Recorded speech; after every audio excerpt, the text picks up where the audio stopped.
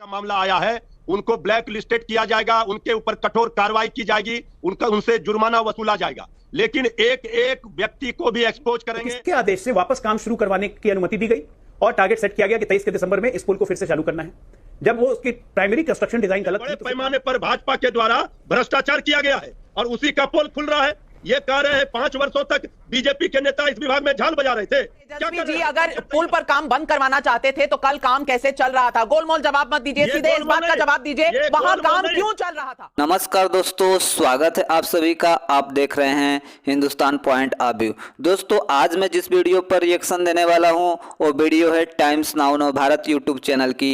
दोस्तों आज की डिबेट होने वाली है एंकर नाविका कुमार, बीजेपी के प्रवक्ता अजय आलोक और आरजेडी के प्रवक्ता मृत्युंजय तिवारी के बीच में। जब एंकर ने लालू की इस प्रवक्ता से पूछा कि ये पुल भी चारा घोटाला की तरह भ्रष्टाचार का भेंट चढ़ गया, तो इस पर लालू के प्रवक्ता एंकर पर ही भड़क गए और बोलने लगा कि इसमें बीजेपी वालों ने घोटाला किया है। तभी एंकर ने इस जाहिल प्रवक्ता को उधेड़ कर मारा। दोस्तों यदि आप चैनल पर नए हैं या चैनल को अभी तक सब्सक्राइब नहीं किया है तो प्लीज चैनल को सब्सक्राइब किए बिना मत जाइएगा। तो चलिए हम लोग मेन वीडियो को स्टार्ट। तिवारी जी आज सबसे बड़ा सवाल यह है कि भागलपुर में पुल गिरा तो इसकी जवाबदेही किसकी है? किसकी बात माने? नीतीश कुमार जी की, जिन्होंने कहा पिछले साल भी गिरा था, हमने तब भी जांच के आदेश दिए थे, इस साल भी गिर गया, हम अब भी जांच के आदेश दे रहे हैं। या हम तेजस्वी जी की बात सुने जिन्होंने कहा ये तो खराब बना ही था, हम तो इसको पूरी तरह से गिरा के दोबारा बनवाने वाले थे। अरे भाई तो किसके इंतजार में थे? मृत्युंजय तिवारी जी आज जनता को जवाब दे दीजिए।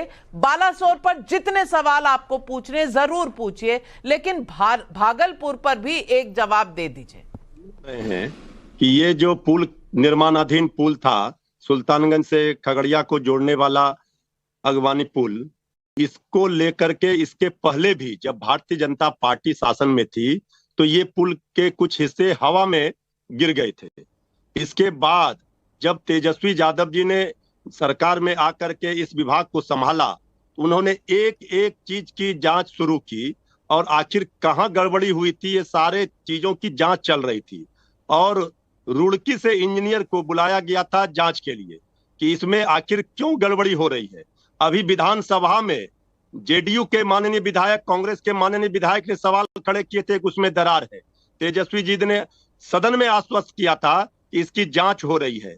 आखिर भारतीय जनता पार्टी के पास ये विभाग सब दिन रहा है, पिछले 5 वर्षों से था।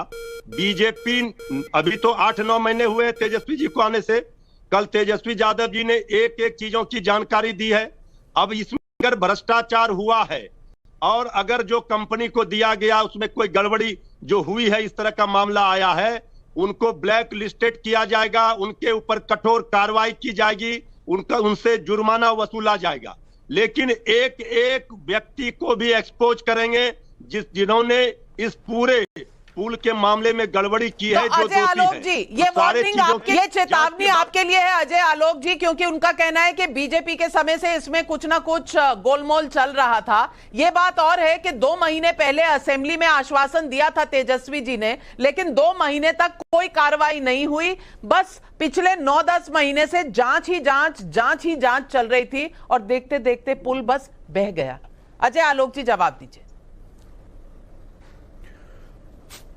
नविका जी देखिए, पुल की क्रोनोलॉजी समझा देता हूं। 2014 में जब नीतीश कुमार कांग्रेस के समर्थन से सरकार चला रहे थे, भारतीय जनता पार्टी से अलग हो चुके थे, तब इस पुल की स्थापना था 656 करोड़, बनने का समय था 2019 तक। 2015 में आरजेडी आई शासन में, 15, 16, 17 में आरजेडी रही साथ में, पुल का काम चलते रहा। 17 से भारतीय जनता पार्टी के आ गए, जिसको पुल निर्माण मंत्री कह रहे हैं बीजेपी का। ये सही है कि बीजेपी नीतीश कुमार के साथ 2013 तक रही और 12,500 रिकॉर्ड पुल पुलिया बीजेपी ने बनवाया और आज तक उसमें से एक भी पुल पुलिया गिरा नहीं है। बिहार में बहुत अच्छे से काम कर रहा है। बिहार की सड़कें भी गवाह हैं कि भारतीय जनता पार्टी के मिनिस्टर्स ने कैसा काम किया। देखिए कहानी शुरू होती है पिछले साल मार्च में 2022 में, जब ये पुल हवा में नहीं गिरा, नदी में गिरा। 20 मीटर का स्पैन।